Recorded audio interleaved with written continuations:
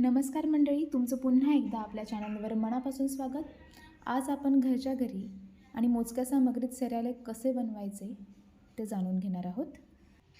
Cerelac हे बाळासाठी खूप पौष्टिक मानलं जातं. यामुळे बाळाचं पोटसुद्धा भरल्यासारखं वाटतं आणि याने त्याला बरेच आरोग्यदायी लाभही मिळतात. हायजीन जपून बाळाला सात्विक आहार द्यायचा असेल तर थोडी मेहनत घेऊन सेरेलॅक तर बनवावं लागेलच. तर चला जाणून घेऊया झटपट होणाऱ्या सेरेलॅकचीच रेसिपी.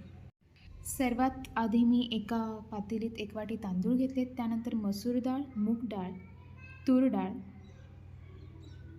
उडदाची डाळ, अखंड हिरवे मूग, हरभऱ्याची डाळ, 4 ते 5 काजू आणि बदाम आणि अर्धा चमचा जिरे.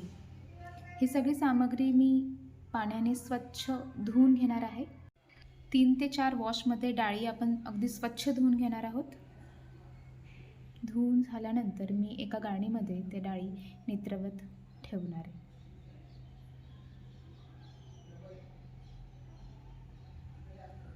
स्वच्छ एका कॉटनच्या रुमालमध्ये आपण डाळी पसरवून घेऊयात.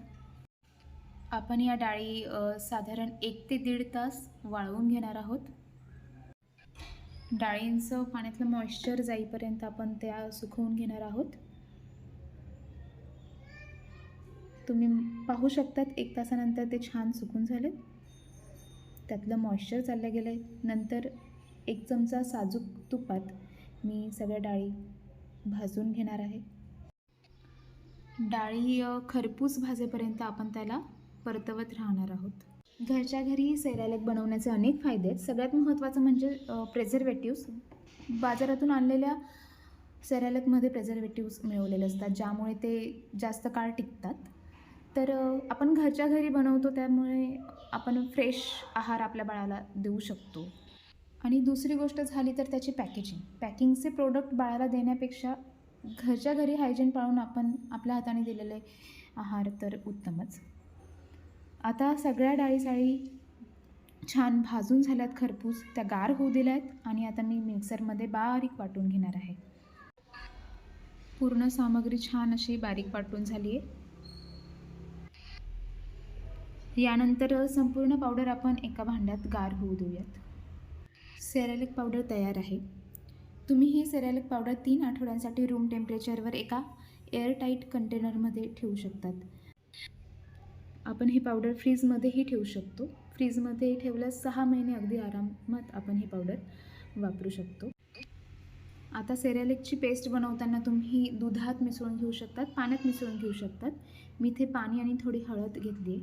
पाणी गरम झाल्यानंतर इथे साधारण 2 ते 3 चमचे मी पावडर टाकून घेणार आहे गरम पाण्यात आणि एकसारखं मिक्स करून घेणार आहे.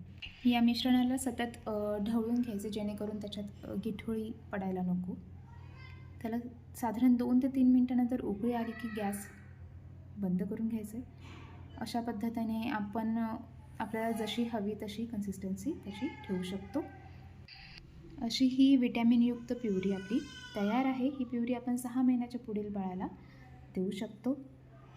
आपल्या बाळाला आपण वेळीच नैसर्गिक पदार्थ आणि घरात बनणारे सात्विक पदार्थ खायची सवय लागली तर ते नक्कीच कोऑपरेट करतात.